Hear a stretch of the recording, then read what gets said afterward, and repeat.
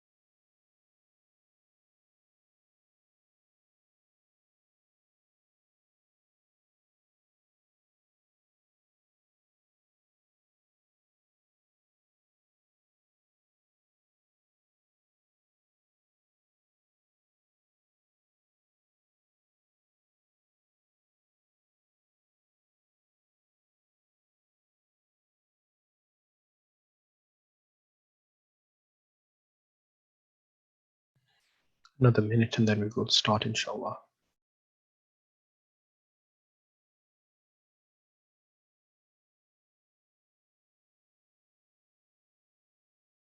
يقاتلونكم ولا تعتدوا إن الله لا يحب المعتدين واقتلوهم حيث ثقفتموهم وأخرجوهم من حيث أخرجوكم والفتنة أشد من القتل ولا تقاتلوهم عند المسجد الحرام حتى يقاتلوكم فيه فإن قاتلوكم فاقتلوهم كذلك جزاء الكافرين فإن انتهوا فإن الله غفور رحيم وقاتلوهم حتى لا تكون فتنة ويكون الدين لله فإن انتهوا فلا عدوان إلا على الظالمين الشهر الحرام بالشهر الحرام والحرمات قصاص فمن اعتدى عليكم فاعتدوا عليه بمثل ما اعتدى عليكم واتقوا الله واعلموا أن الله مع المتقين وأنفقوا في سبيل الله ولا تلقوا بأيديكم إلى التهلكة وأحسنوا إن الله يحب المحسنين وأتموا الحج والعمرة لله فإن أحصرتم فما استيسر من الحج ولا تحلقوا رؤوسكم حتى يبلغ الحج محله فمن كان منكم مريضا أو به أذى من رأسه ففدية من صيام أو صدقة أو نسك فإذا أمنتم فمن تمتع بالعمرة إلى الحج فما استيسر من الحج فمن لم يجد فصيام 3 أيام في الحج و7 إذا رجعتم تلك 10 كاملة ذلك لمن لم يكن أهله حاضر المسجد الحرام واتقوا الله واعلموا أن الله شديد العقاب. الحج أشهر معلومات، فمن فرض فيهن الحج فلا رفث ولا فسوق ولا جدال في الحج، وما تفعلوا من خير يعلمه الله، وتزودوا فإن خير الزاد التقوى، واتقوني يا أولي الألباب. ليس عليكم جناح أن تبتغوا فضلا من ربكم، فإذا أفضتم من عرفات فاذكروا الله عند المشعر الحرام، واذكروه كما هداكم وإن كنتم من قبله لمن الضالين. ثم أفيدوا من حيث أفاد الناس واستغفروا الله، إن الله غفور رحيم. فإذا قضيتم مناسككم فاذكروا الله كذكركم آباءكم أو أشد ذكرا. فمن الناس من يقول ربنا آتنا في الدنيا وما له في الآخرة من خلاق، ومنهم من يقول ربنا آتنا في الدنيا حسنة وفي الآخرة حسنة وقنا عذاب النار. أولئك لهم نصيب مما كسبوا والله سريع الحساب.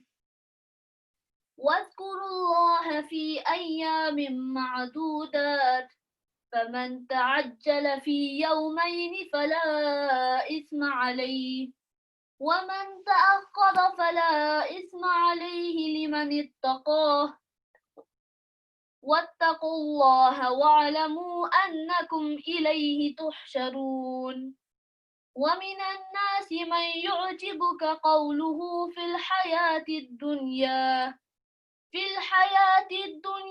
ويشهد الله على ما في قلبه وهو ألد الخصام، وإذا تولى سعى في الأرض ليفسد فيها ويهلك الحرث والنسل، والله لا يحب الفساد. وإذا قيل له اتق الله أخذته العزة بالإثم فحسبه جهنم ولبئس المهاد. ومن الناس من يشري نفسه ابتغاء مرضات الله والله رؤوف بالعباد. يا أيها الذين آمنوا ادخلوا في السلم كافة ولا تتبعوا خطوات الشيطان إنه لكم عدو مبين. فإن زللتم من بعد ما جاءتكم البينات فاعلموا أن الله عزيز حكيم. هل ينظرون إلا أن يأتيهم الله في ظلل من الغمام والملائكة وقضي الأمر وإلى الله ترجع الأمور. صدق الله العظيم. صدق بسم ربك العظيم. Jazakallah khair. May Allah grant you the highest station in Jannah and beautiful recitation for the rest of your life. Okay, my brothers and sisters, let us make a start. Starting from Ayah 189, inshallah. By the way, tomorrow, inshallah, if everything goes to plan, I will be having a guest reciter come through, inshallah. Inshallah, make a for one. Someone I highly admire and whose recitation is very, very beautiful as well. So inshallah, that will be for tomorrow, right after we get our water for the day. My teacher, Sheikh, who has led Taraweeh in both Saudi, the capital of Bangladesh, teaches amazing Tajweed, Arabic, a teacher of mine. So inshallah, I can book him for tomorrow. And My wife's saying he's really, really good, so you will have to come now. Okay, let's make a start.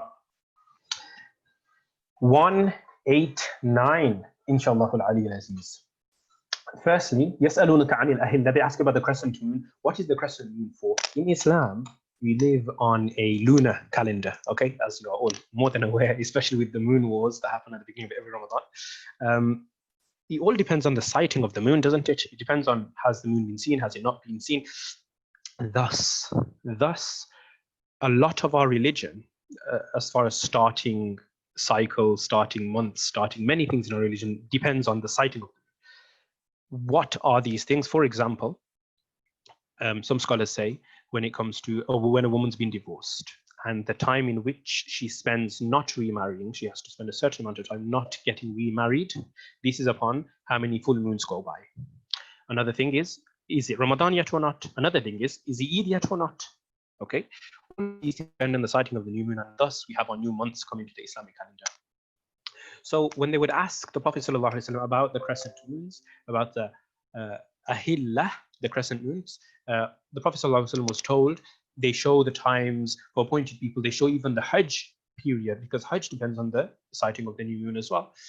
Now, when people would come back from Hajj, for example, the Ansar, who are the Ansar, they are the helpers of the Prophet Muhammad ﷺ. Whenever you hear the word Ansar, it means those who helped our beloved Nabi, peace be upon his soul, when he came to Medina, when he migrated. These are known as the Ansar. They're massively elevated in our eyes, and Allah speaks highly of them. They helped our beloved Nabi ﷺ when he was being persecuted. Anyway, these helpers, these Ansar, they are still new to Islam, as you can imagine. They're still keeping up some of perhaps the practices of pre-Islamic Arabia. So they'd come back from pilgrimage, they'd come back from their Umrah or their Hajj, and they would enter a tradition that they would have is when coming back from any long journey, they would enter their house through the back door. They would not enter through the front. Okay, this was not a superstition, but a custom that they had. But it wasn't an Islamic custom. It wasn't something that Allah specifically told them to do. So it wasn't an Islamic custom, but it was something that they held to strongly. Even after Islam came out, this ayah comes to tell them, you do not do this, okay? Specifically this, don't do, it's not part of your religion to enter the house through the back door when you come back from a journey, or when you come back from Umrah, or when you come back from Hajj. Whenever you come back from any of these return journeys, don't keep up this practice that was pre-Islamic, okay? Because it would be equated with piety. In many times, this entering through the back was a sign of you are being a religious person. But Allah saying, no, religion, piety is not entering your house through the back door as opposed to the front door, making life trying to be harder for yourself, but rather it is the person who has taqwa, the person who remembers Allah at all times and places. I think that more or less covers it. If there's any questions, do shoot them in the chat box. Okay, 190 now, inshallah. It's going to get interesting now. The ayah is about war, yes, and the ayah is about killing.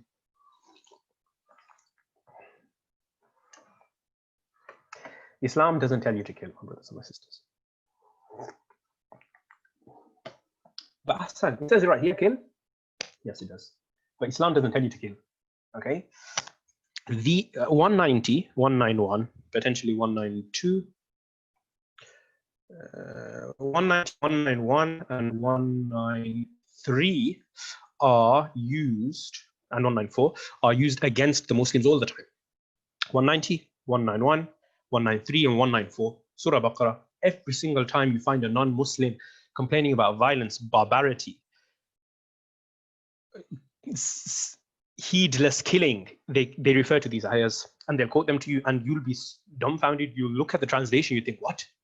They're right. Islam tells us to kill. Whenever you find a non-Muslim, kill them. But that doesn't match anything I've been hearing in Surah Baqarah thus far. How does this make sense? Because it doesn't. There's a reason we study tafsir. There's a reason we hear why the ayahs were sent down. There's a reason. Look, this ayah makes no sense. We just did 189, enter, going through the back door is not goodness, but rather it's you remembering Allah. What?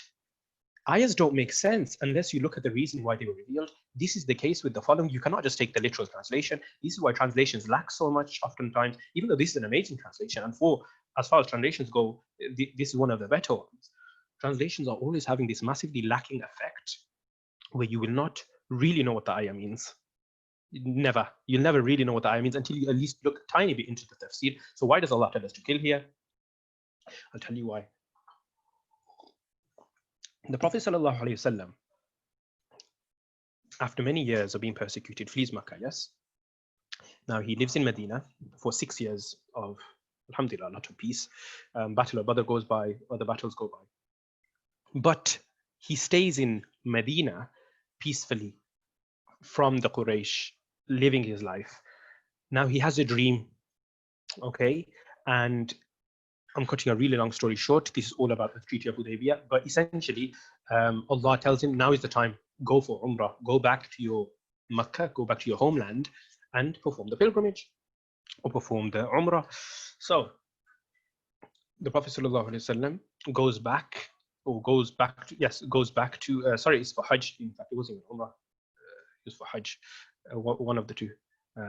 I think it was Umrah, actually. I believe it was Umrah, but regardless, that's not the point. The point is he goes back to Mecca for Umrah 6 years after he leaves Mecca, and he brings with him the people of Medina.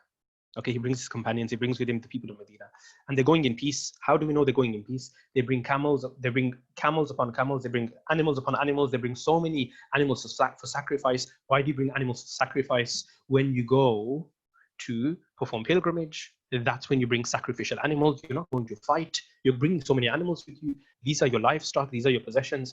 They didn't take armories with them and swords and battalions. No, they went as a group from Medina to perform the pilgrimage in peace. 6 years after they had left Mecca, they're coming back now. So now they stop at a place called Dhul Hulayfa and they put on the ihram outside of Mecca. They send 20 on horses in front. The Prophet ﷺ sends 20 on horses in front. And he sends amongst them, in front of them rather, a spy to check that they're not being ambushed. No one's coming to surprise attack them on their way in, even though they're coming in peace. But he essentially spy out to Mecca, see what's going on. They go, they make a bit of leeway. The spy comes back and says to the Prophet ﷺ, what I spied was the following. We can see the Quraysh outside waiting for us to attack. So they do mashwa, they do a collective gathering. The Prophet ﷺ speaks to his companions, says, what should we do? Abu Bakr radiallahu anhu says, we came for Umrah. We should do our Umrah. Okay, we haven't come to fight. We haven't come to be hurtful. We haven't come for war. We've come to do our Umrah peacefully. What's wrong? Let's do what we came for. The Quraysh at the same time, the Meccans at the same time are doing their own mashwara, their own conference in Mecca whilst the Muslims are coming. And what they decide to do, they send 200 men as an ambush. Okay, they send amongst them Khalid bin Walid before he becomes Muslim. They send amongst them Ikrimah before he becomes Muslim. Allah bless their souls, because they did become Muslim and they did become companions at the end of the day. Nonetheless, at this point, they're not Muslim, and they're the toughest of the tough amongst the other 198 warriors sent to kill the Prophet ﷺ at this time. They're sent to fight the Muslims. Okay, so the Prophet ﷺ has an idea. Okay, we're probably going to get attacked. Yes, let's be clever about this. Let's be tactful. So he brings a man from Aslam, and he says to this man, help us get into Mecca through a back road, or help us dodge any potential attacks, ambushes. So now the man from Aslam helps the Prophet ﷺ. I'm really cutting a long story short, but I'm trying to, inshallah. They reach the place of Hudaybiyah, 1 day south walk of Mecca. Now the camel of the Prophet Muhammad ﷺ refuses to keep going. He stops right there. The name of the Prophet ﷺ camel was called Al-Kaswa. Okay, Al-Kaswa sits down. The camel of the Prophet ﷺ sits down. And the Prophet ﷺ tries to make it go up, tries to make it go in, but it doesn't. What does the Prophet ﷺ say? The Prophet ﷺ says, the one who held back the elephant is the one who's holding back my camel. Who is the one who held back the elephant? Many years ago, they say on the year the Prophet ﷺ was born, the emperor of Abyssinia, Najashi of the time, came to attack the Kaaba. Came to attack the Kaaba on elephants. And you know the surah, Alam tara kayfa fa'ala rabbuka bi ashabil fil. Do you not see Alam tara kayfa fa'ala rabbuka bi ashabil fil, how your Lord dealt with the people who came with elephants? This surah is in reference to the Prophet ﷺ's birth year, when they came. Whilst the Prophet ﷺ was either a baby or not born yet, in that same year, they came with elephants from Abyssinia to destroy the Kaaba. How do you stop elephants? but Allah stops the elephants. The elephants don't move past a certain point, get close to Mecca, even though they're on elephants. They're coming to destroy the Kaaba. They sit down, they don't move. Then Allah sends birds. وَأَرْسَلَ عَلَيْهِمْ طَيْرًا أَبَابِيلَ, and sends from the heavens birds that throw down stones. And essentially the elephants are completely destroyed. This is in the birthday of the Prophet ﷺ, because they tried to destroy the Kaaba. The Prophet ﷺ says, the one who stopped the elephants has stopped my camel. Allah doesn't want me to go forward from here. So the Prophet ﷺ sends an ambassador, okay, to go to the Quraysh, speak to the Quraysh from where he is, south of Makkah. The Quraysh kill the camel of the ambassador and nearly kill the ambassador himself, sends him back. Prophet ﷺ says, okay, second choice. What are we going to do? Let's send Umar. We know who Umar is. Everyone's scared of Umar. Umar is high ranking. We'll send Umar. Umar is smart. He says, I'll do it if you want me to, okay? But, and Umar was genuine when he said this. This wasn't him cowarding out, because Umar was not a coward. He said, it is better to send Uthman. Uthman has connections in Mecca like I don't. He has family, he has political figures in Mecca. They won't kill him even if they want to, whereas they can with me, okay? So now, I'm going to just skip towards the end of this now. Back and forth occurs. Uthman radiallahu anh disappears into Mecca, no sign, no nothing. The Prophet ﷺ decides, okay, let's mobilize an army. What little we have here, let's mobilize. And they come. The Quraysh come, finally, to make a peace treaty. By the way, the Prophet ﷺ catches the envoy that had come to attack and kill the Muslims. The Prophet ﷺ catches them and he lets them go. But anyway, after this and all of this kind of back and forth comes, they come to a treaty now. The Quraysh come, the Meccans come and decide, okay, let's come with some sort of treaty. Let's not fight, let's have a treaty. Suhail ibn Amr, who later becomes Muslim, but that's not the point. The point is, at this point, he's not a Muslim. He comes as a Meccan to negotiate with the Prophet ﷺ. He says, you can't come. You cannot come in this year. You cannot do Umrah this year. You come next year. We have peace for 10 years, he says, to our beloved Nabi sallallahu alaihi wasallam. When all he wanted was just to do his pilgrimage in peace. He said, no, you cannot do it this year. He said, you come back next year. On top of this, we're going to have a period of 10 years of peace. Alhamdulillah, no one's against peace, right? So the Prophet ﷺ says, okay, you're going to come with swords sheathed. Okay, you cannot bring these swords out when you come next year. Okay, and if anyone joins you in Medina, you have to send them back. Now that was the hardest part. Suhail ibn Amr had imprisoned his own son, by the way. He had imprisoned his own son so that his son doesn't run to join the Prophet ﷺ as a Muslim. And now at this point, Suhail ibn Amr, the one who's negotiating on the side of the Meccans, his son runs to the Prophet ﷺ after being imprisoned for so long. He thinks, now's my chance. Now's my chance to join the people in Medina, to join my beloved Nabi sallallahu alaihi wasallam. And at this point, Prophet sallallahu alaihi wasallam, he wants to take him, but he just agreed, hasn't he? And he can't take him, so he has to return the son. Abu Jandal, the son of Suhail, he has to return him, even though he hadn't signed the contract yet. But this was the mercy of the beloved Prophet ﷺ, that even then he tried to uphold the contract. Later on, Abu Jandal, it was all in the plan of Allah. Abu Jandal does come to Islam, and Islam does spread, so it turns out okay in the end. But this is our beloved Nabi ﷺ, and the things he had to go through when all he wanted was peace. Ali radiallahu anhu, he's told to sign in the name of the Prophet ﷺ, because the Prophet ﷺ was illiterate and he couldn't write. He was angry. First, they wanted to write Bismillahir Rahmanir Rahim with the name of Rasulullah sallallahu alaihi wasallam, but then they wiped it out. And then they wanted to take off Rasulullah. They wanted to just write Muhammad, etc., etc. Ali radiallahu anhu became very, very angry. He didn't want to do it. He became upset. He never became angry, but he became very upset, and he didn't want to do this to defame, to belittle the Prophet sallallahu alaihi wasallam. But in the end, alhamdulillah, it became okay. But as you can see, what has happened in this year, a lot of trial and tribulation, when all they wanted was peace. Now this ayah, yes, 190, comes down the following year when they are due to actually make their legitimate, via the contract itself as well, legitimate pilgrimage to Mecca for Umrah. Yes, they told to come back after a year. Okay, they agree. The Muslims in peace. The Prophet ﷺ knows, however, he knows that there's a small chance, if maybe a large chance, that people will attack them. Allah therefore sends this ayah. You've been peaceful for a year. Allah says here, now, equality is due. If they attack you, you attack them back.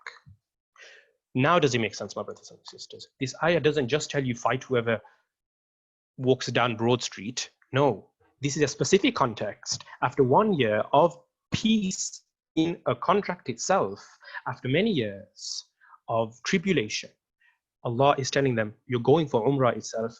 If they're fighting you while you're even in the Haram, you're in the holy Mecca land itself, you should fight back. This is equality. So it's a very specific ayah with a very specific context. You need to understand this, my brothers and sisters, and don't let anyone pull the wool over your eyes. Islam doesn't tell you to just kill willy-nilly. This is not in our religion. Find me one scholar, mainstream Orthodox Sunni scholar who says this. You won't find one in all of our 1400 years of history. I can guarantee you that now. Okay, and the same here for 191. وَقْتُلُوهُمْ حَيْثُ ثَقِفْتُمُوهُمْ. Kill them wherever you find them. Drive them out when they drive you out. Because the fitna that they're doing, the trial and tribulation and constantly pushing you back and never letting you go for Umrah, never letting you go for Hajj, never letting you do anything in the house of Allah, this is worse than killing them. Allah tells them here, if they fight you, you fight them back, because what they're doing, they're bullying you, they're persecuting, they're oppressing you, and they have done for many, many years now. They were whipped in the streets, boulders were put on the Muslim slaves.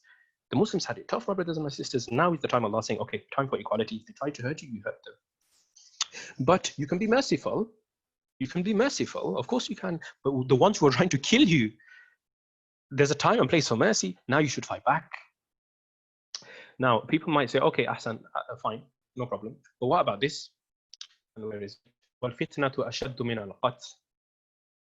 This seems a bit sketchy, and the tribulation is greater, or the persecution is more serious than the killing. What is going on here?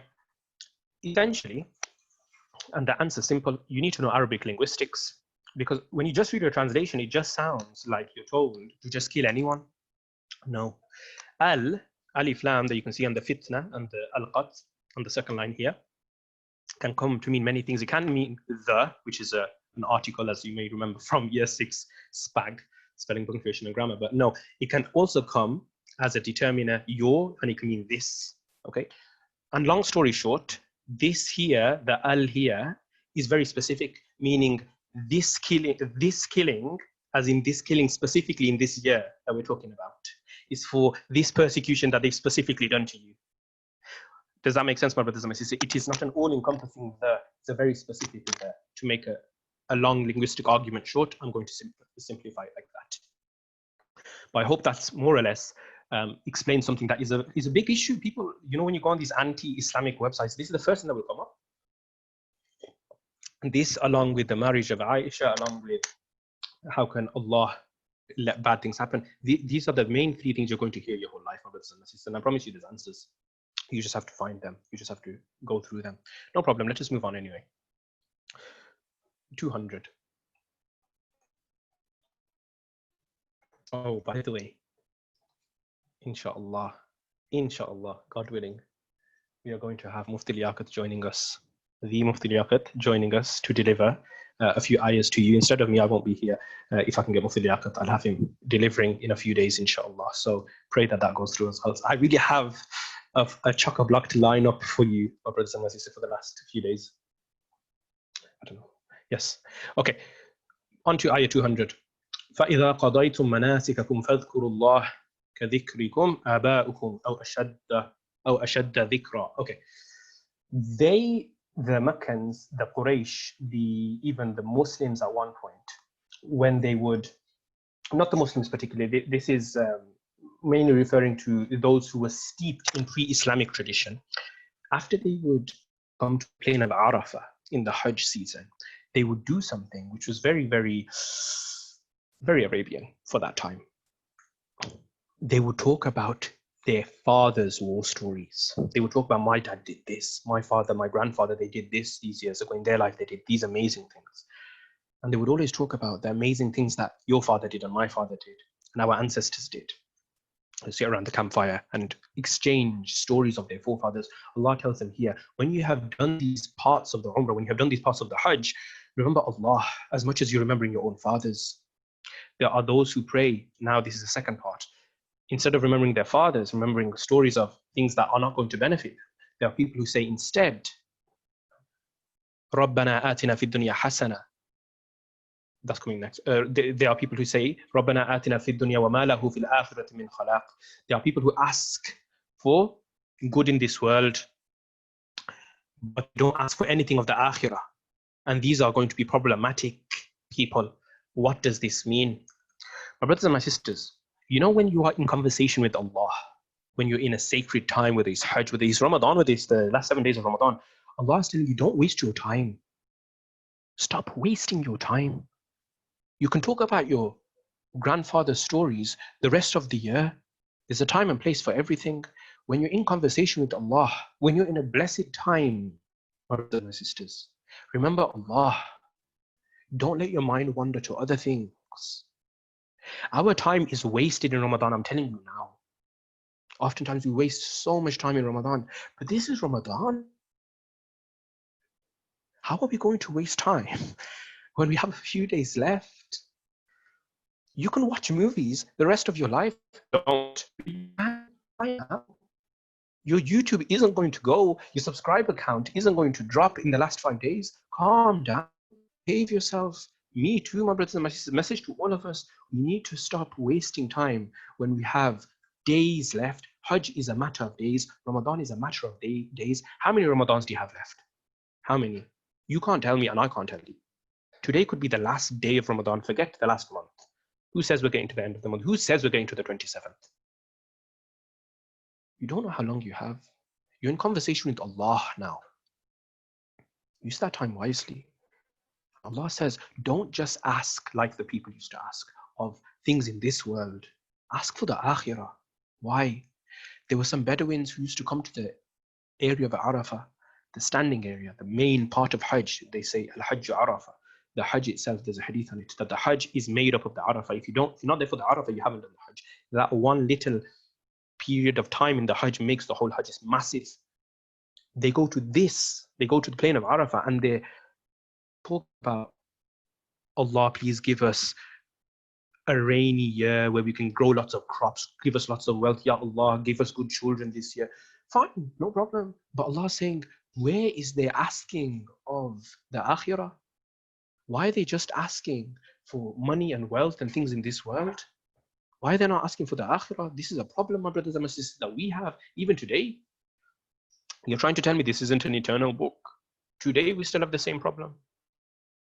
It's the days of Ramadan, and when we make dua to Allah, we're asking for material possessions.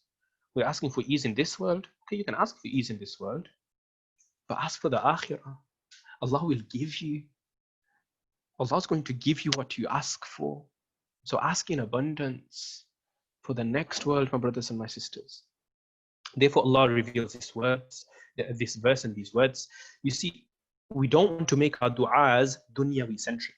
This is the problem, and I'm going to just touch upon a really quick story, which is, please, really important. Pay attention to this. My wife has a friend.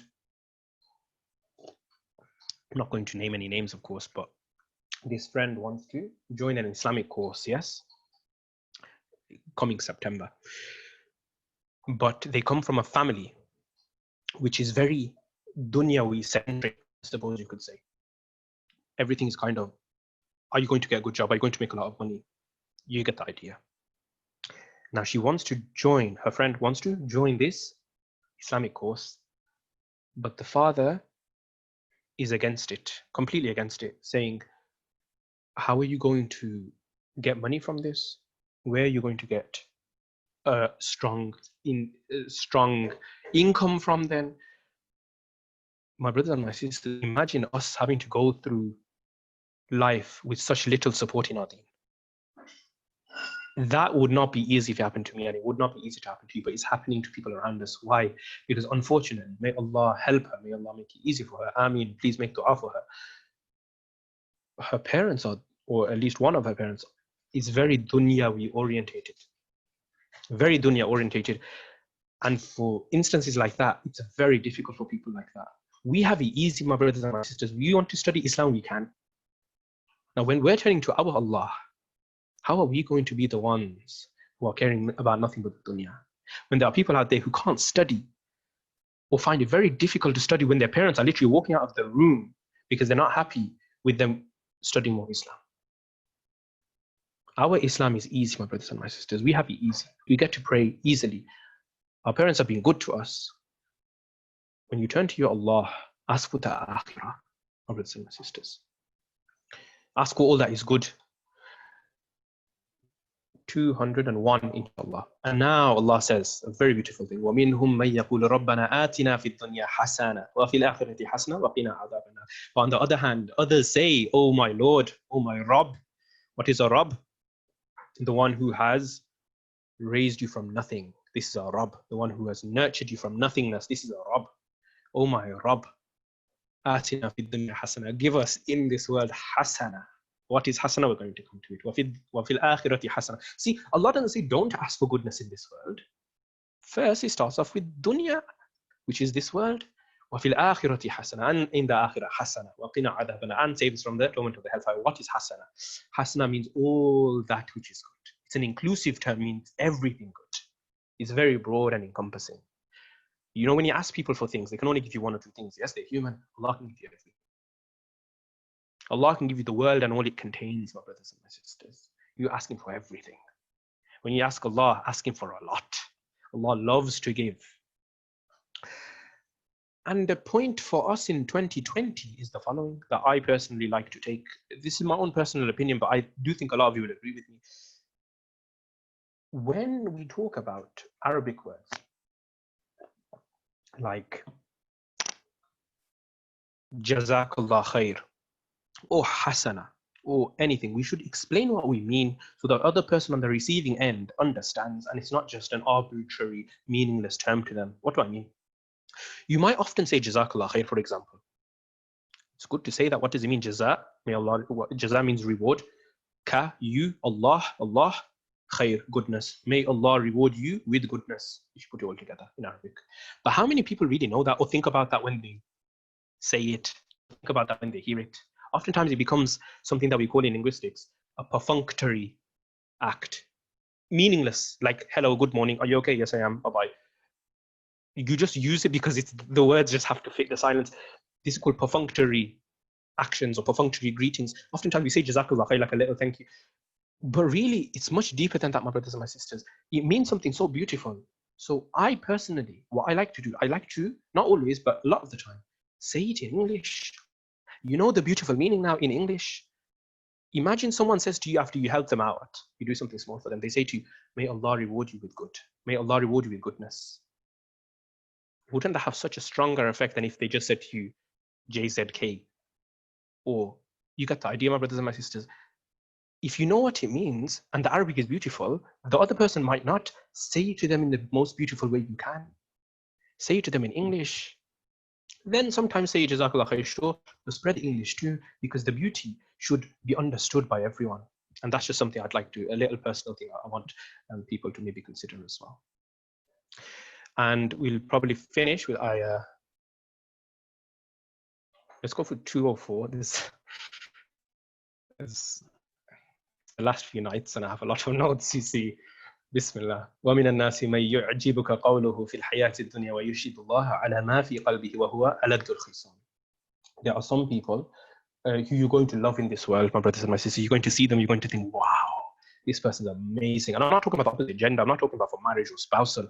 No, I'm talking about like even of your own friend groups, or even if you see an acquaintance and you think, wow, that person is so amazing in the way they act, the way they are, the way you get the idea. Yes, have you ever had this? I get this all the time. It's a big problem of mine.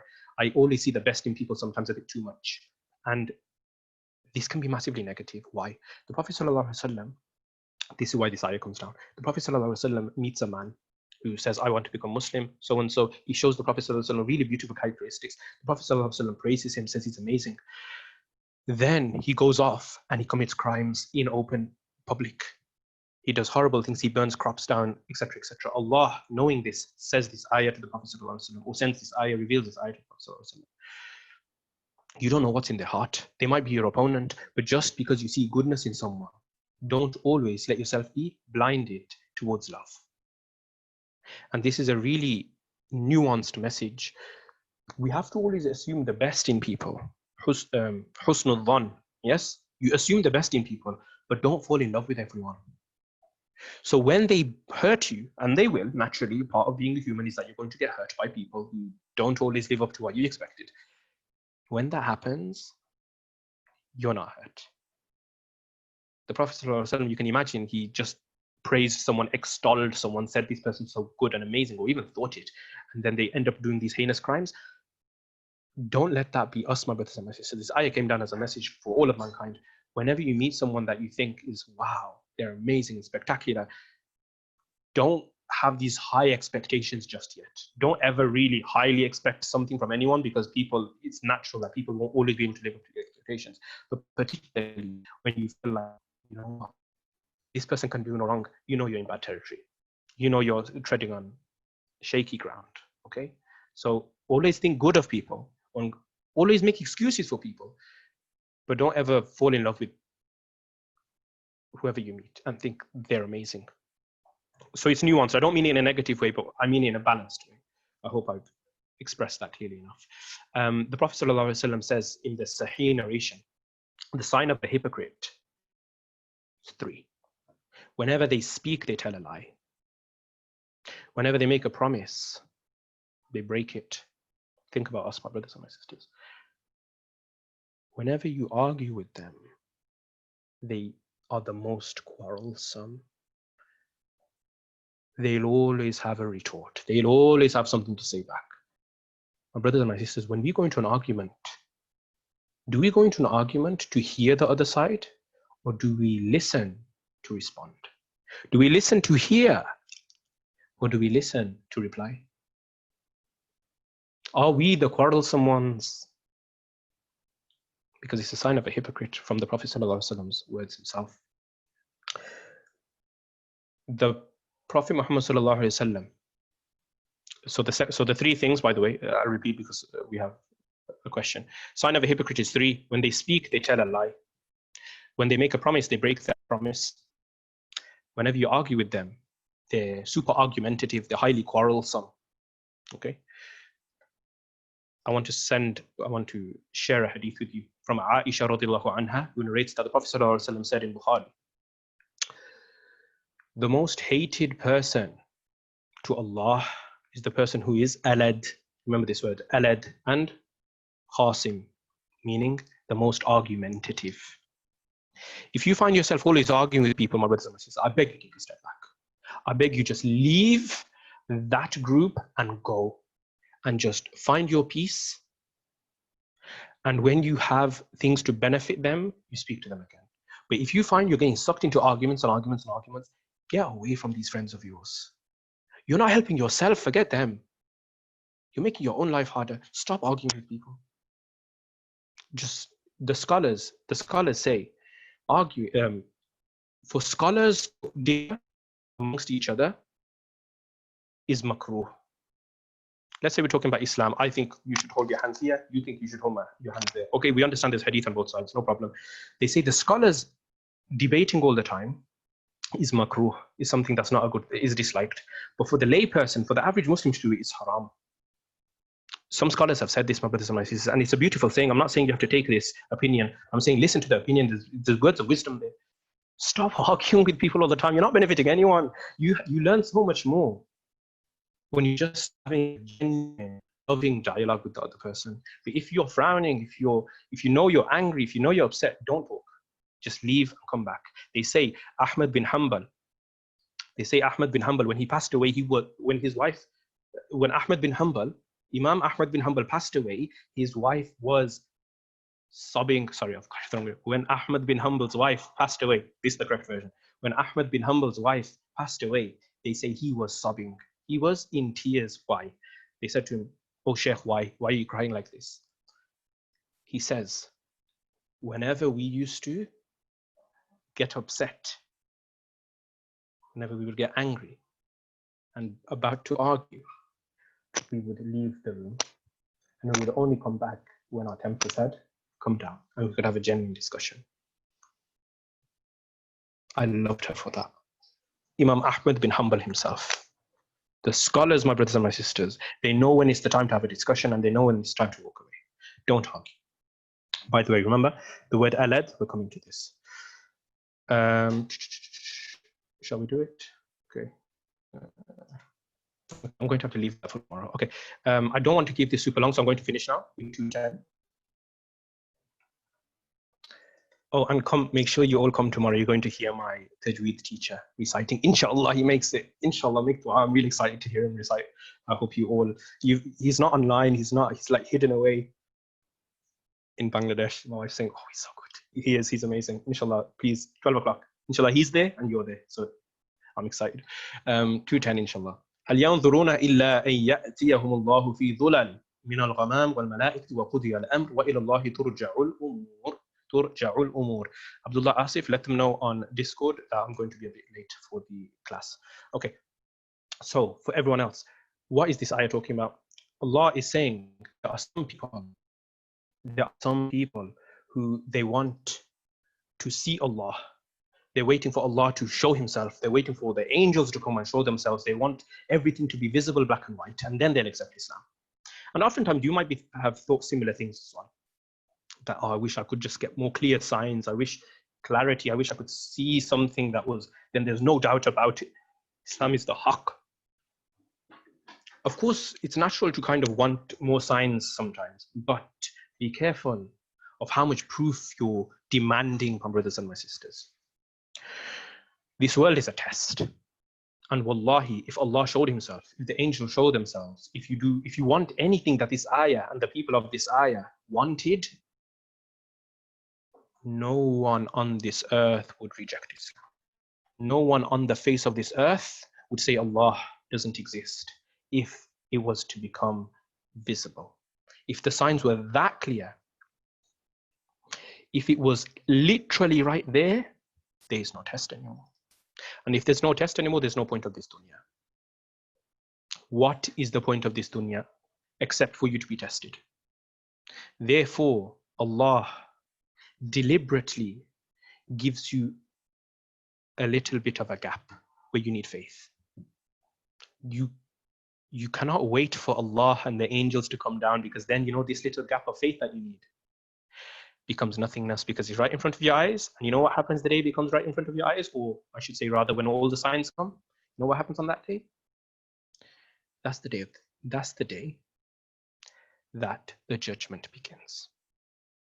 When no one can reject it anymore, when the sun rises from the opposite side, when all the signs that Islam has been telling you about from 1400 years ago occur, no one rejects on that day.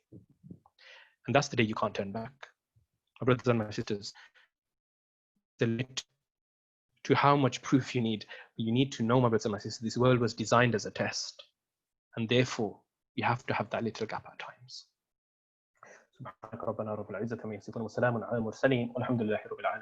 Tomorrow, Ruku 25 to 27, ayahs 211 to 221. Assalamu alaikum wa rahmatullahi wa barakatuhu.